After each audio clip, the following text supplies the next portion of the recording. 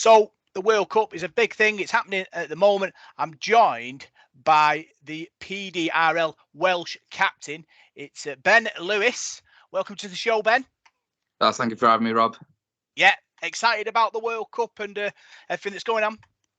Yeah, really excited. Yeah, we've prepared quite well over the last 2 years. Obviously, tournament delayed by COVID, but in that time we've had plenty of time to prepare and train a lot more, meet up a lot more, and recruit extra numbers as well. So it's been quite good. Quite confident about the squad that we have, and positive about all the progress we're making as a group.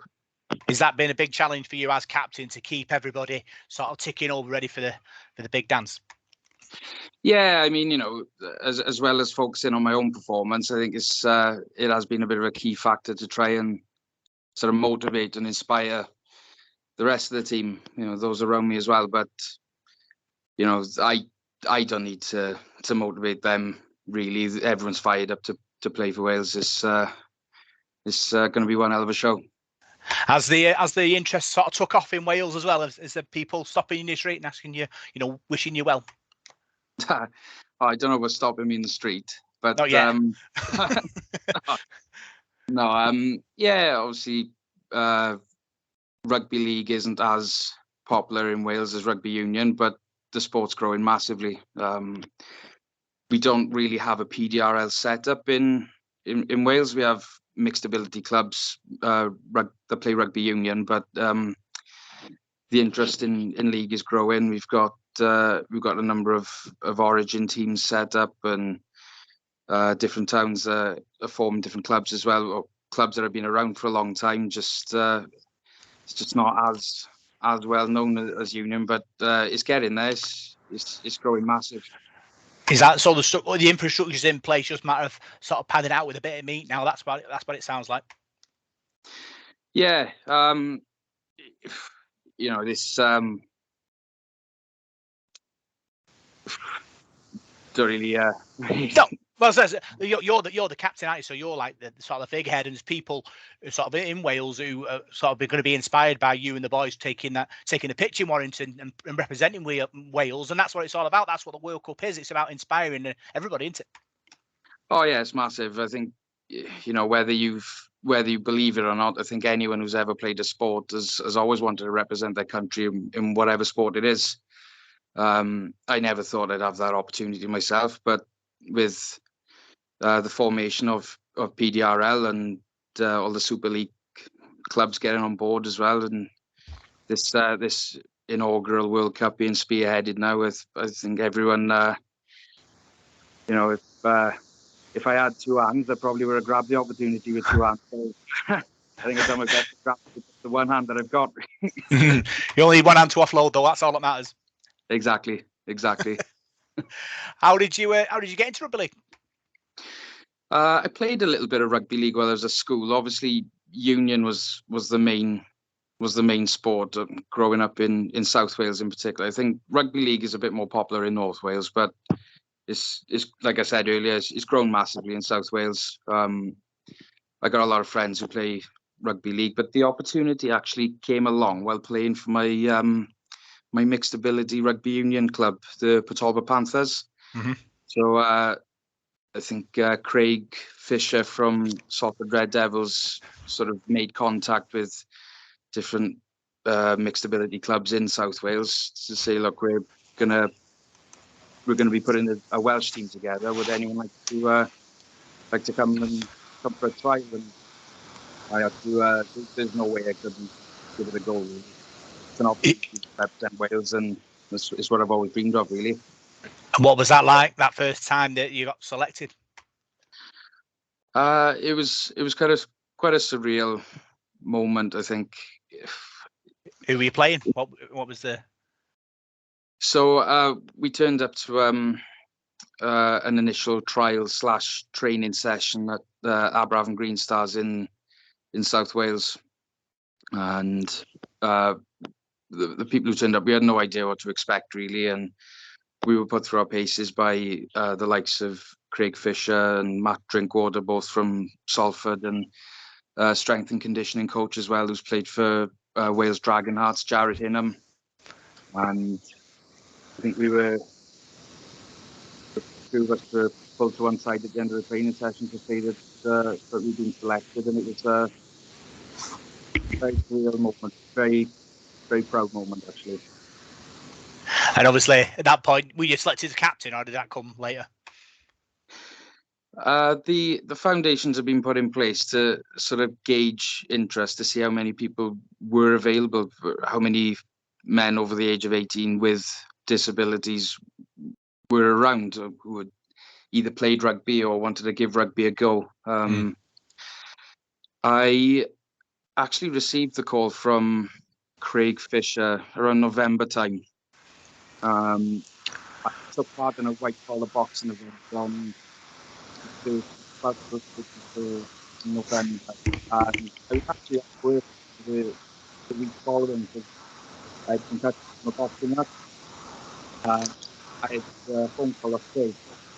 He just thought I came across very well and asked me to captain the squad. And because of the concussion I suffered, I wasn't sure if I was imagining the call or whether it's just a very, very surreal dream. But when I woke up and saw my call history, that got a call off the Wales head coach. I thought, oh my God, I've been asked to captain. It's immensely proud.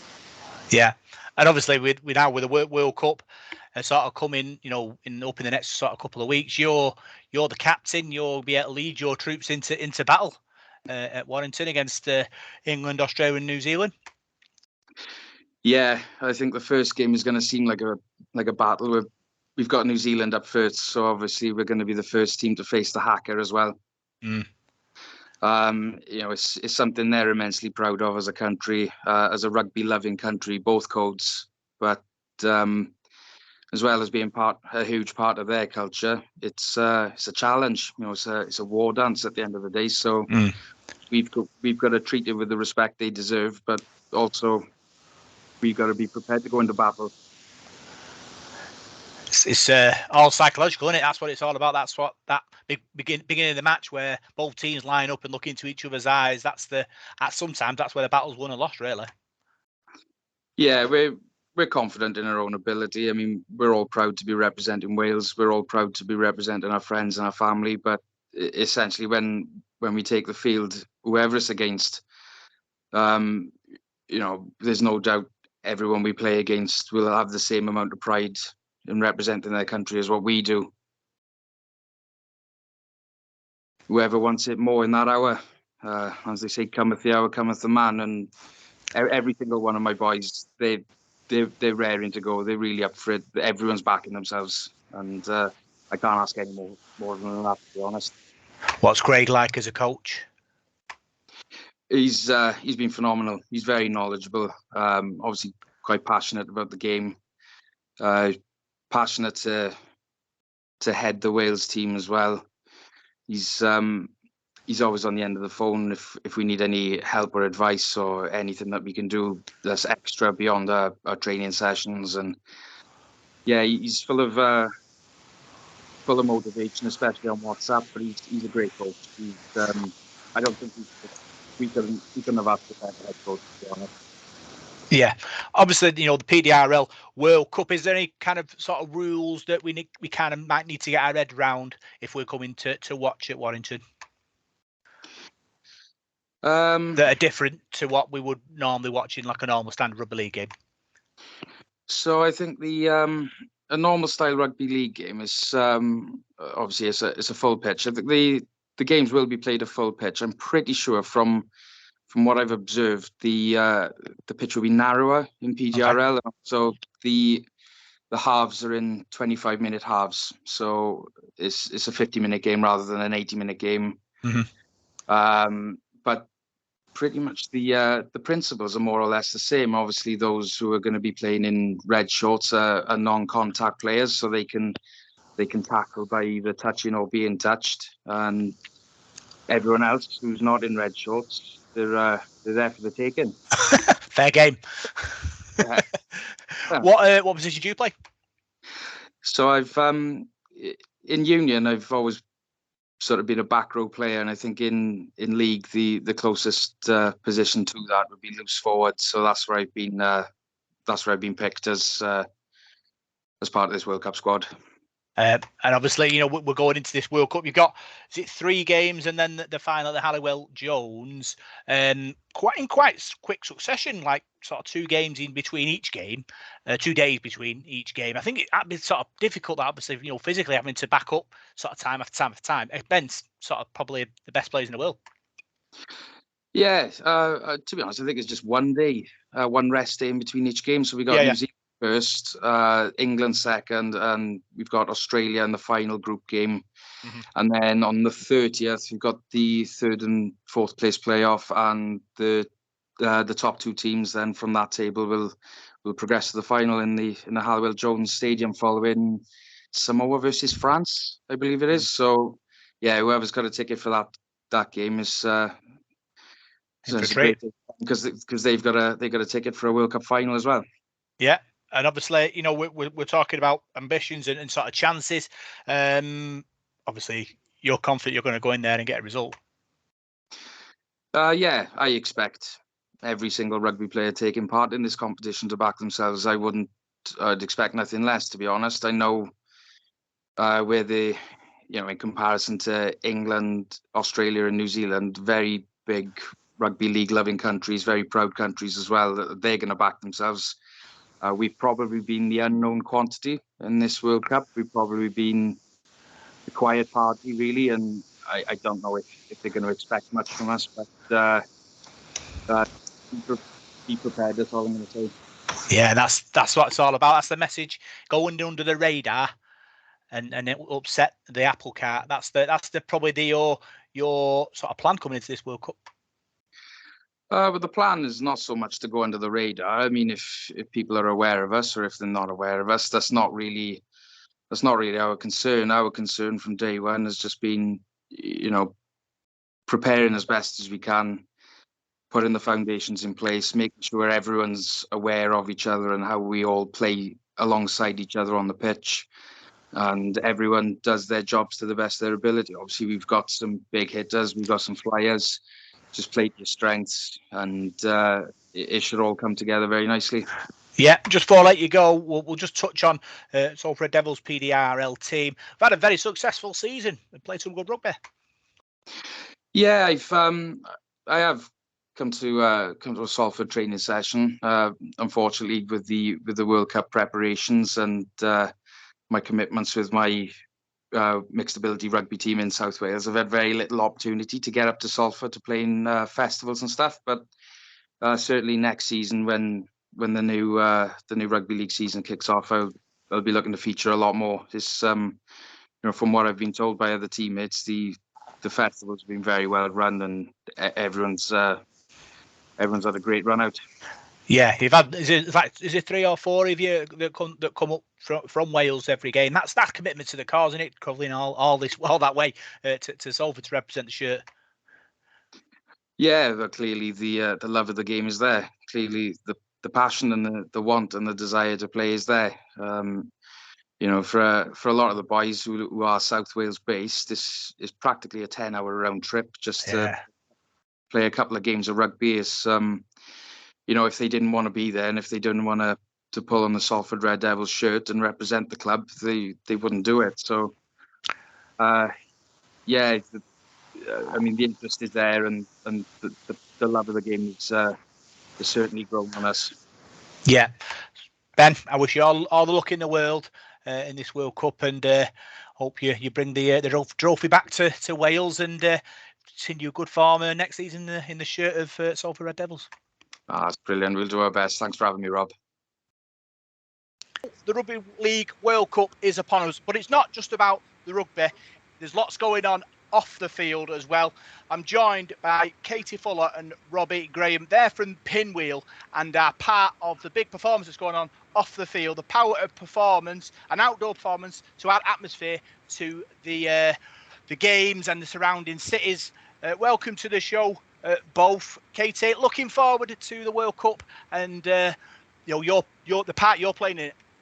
Very much so. It's been a long time coming. As everybody knows, we were expecting to be able to create this show last year, and the tournament being postponed meant we're finally here on the doorstep of it this year. But yeah, it's great to be part of a thing. From my point of view, I love doing arts projects which bring together audiences that might not normally go and see shows, put things out on the street. So that's what we're all about with this one. It's obviously, is that a big part, do you think, of this, production, sort of reaching out to people who might not be engaged in rugby league? It's both sides, really. So we want to get rugby league fans who are on their way to the match to have a different experience, to see something else that they might not normally, buy a ticket to see a show in a theatre. Maybe they would. We're after all of those people, but vice versa as well. I think Robby and I are both really interested in those crossover audiences and finding the thing that is just, a spark of interest that gets people excited about seeing something different.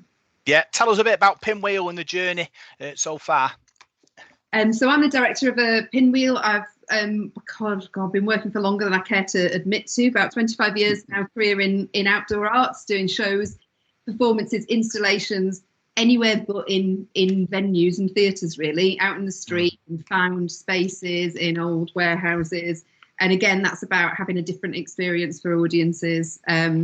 And so part of one of the things we touched on when we were chatting before is part of my interest in getting involved with the Rugby League World Cup is that I spent 6 years living in Hull as part of the City of Culture team there, and then running the Legacy Company afterwards. And I could see how ingrained rugby league is in that city. It's obviously, a kind of heartbeat of the city with the two teams there as well.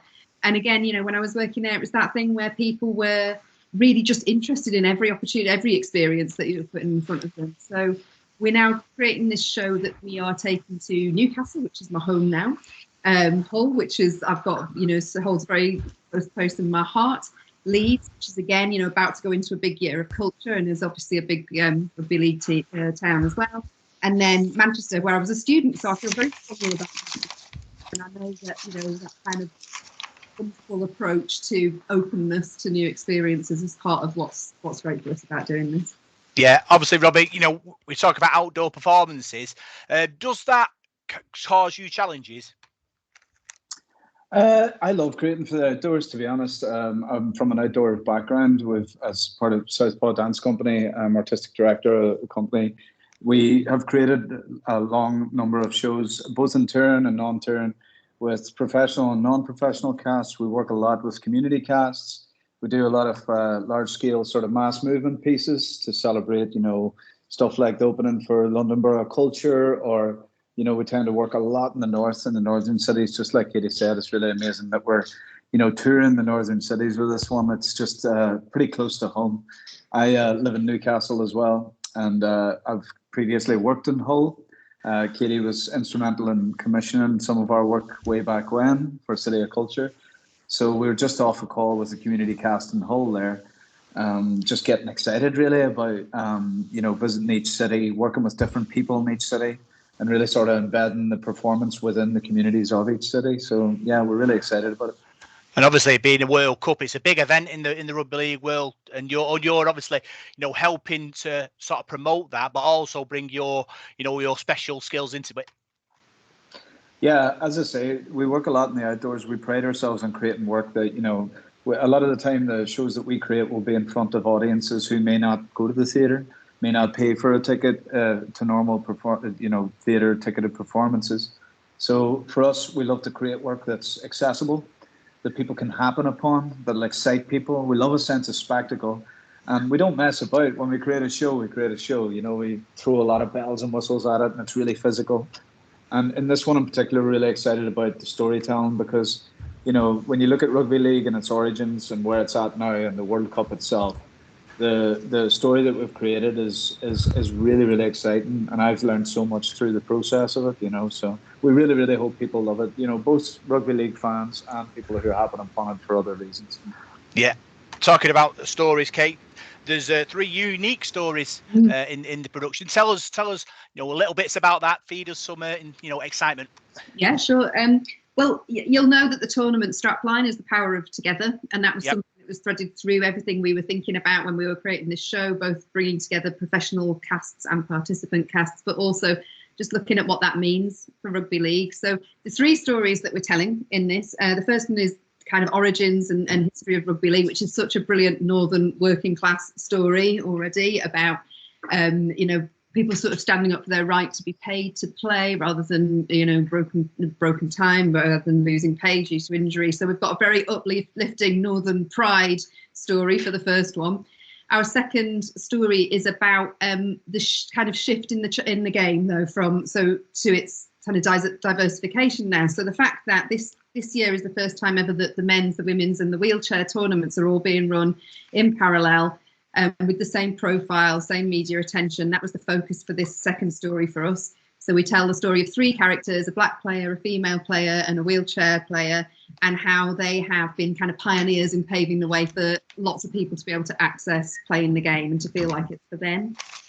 And for our third story, we really wanted to celebrate the kind of relationship between the fans and the players, and that same kind of passionate response, an emotional response that you have, whether you're the player on the pitch or you're the fan in the terrace, and how everybody has that kind of same visceral experience of it all. So that's a really kind of meaty, hearty story in that zone, where we've also got a choir performing as part of it, and then a kind of exciting, spectacular surprise at the end of that piece as well. It all sounds very exciting, Robby. Obviously, being Salford Red Devils, our mantra is together stronger. So we're on the same page here. Oh yeah. This is it. We're really excited about it. I mean, the story itself, we're working with an amazing writer called Simon Sharkey, and he's just incredible. But you know, he's put this beautiful poetic text that just drives the story through. And as I said, you know, from the sort of broken time payments and the appeal to the RFU all the way down to the George Hotel and how that was, you know, such a pivotal moment. The story's like, it's been so fascinating to explore, and to translate it into something which then, you know, has spectacle and, you know, lots of dust in the air and angle grinders and, you know, bits of sparks flying everywhere and what have you. There's lots of things to celebrate within the show. So yeah, it's going to be a bit of a spectacle, and hopefully, you know, if you've just happened upon it, the hope is that you'll really get something from it that you may not have known, or if you did, hopefully we've done paid homage to, you know, those roots and where the game has as a progression has developed to. Yeah, and so obviously it must be a real moment for you both, obviously, with what happened with the pandemic and how the arts suffered in them periods. You know, this is a real sort of a moment where you can think, yeah, we went through that, but this is the big moment in it, Katty. Yeah, it has been a tough couple of years for lots of different sectors, but yeah, particularly for ours, we've been feeling it strongly. That you know, the reason we do this stuff is to get live shows out in front of audiences gathered together en masse. So we've had a time when we weren't able to do that, and so to be able to be back out on the streets, feeling that sense of kind of community together with a big group of people is huge. It's about time. And that's the thing, I suppose, about the performers, Robby. You know, it's their big moment to shine.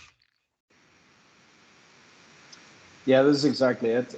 Sorry, I lost you there for a second before, but yeah, this is it. I mean, look, as I said before, we pride ourselves on creating shows with professionals, non-professionals, and working across mass movement as well. So we are still recruiting. We're still recruiting community performers, and for that recruitment process, you don't need to be a dancer, you don't need to have any training. If you want to be a part of the celebration and the wraparound activity and the cultural program that goes alongside Rugby League World Cup, all you have to do is go on Pinwheel website, go on social media, seek it out, and sign up. And you can sort of, we teach the choreography in sort of 2 sessions, and then we're on site. And yeah, it's really, really exciting. We're still looking for people in Hull and Manchester and Leeds. So give your mates a bell there, Rob, and get them down. You know, it'll be good crack. They'll be stampeding there, mate. Don't you worry. They'll just follow the big star. They'll come. Yeah, let's do it. Yeah, that's good. Get involved. Get to it. Yeah, obviously, Kate, you know, you're vastly experienced as a director. How big of a project is this compared to what you're used to?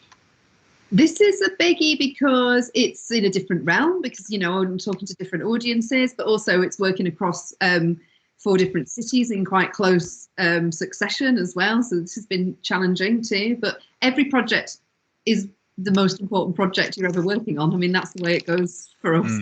This is the focus at the moment, and this is the thing that we really want to see shine. But yeah, there's a big, the international element of the tournament, the fact that we know, as well as those local resident audiences that will be playing to and spectators, there'll be people that have travelled from a very long way to see the matches and hopefully to see the show as well. So yeah.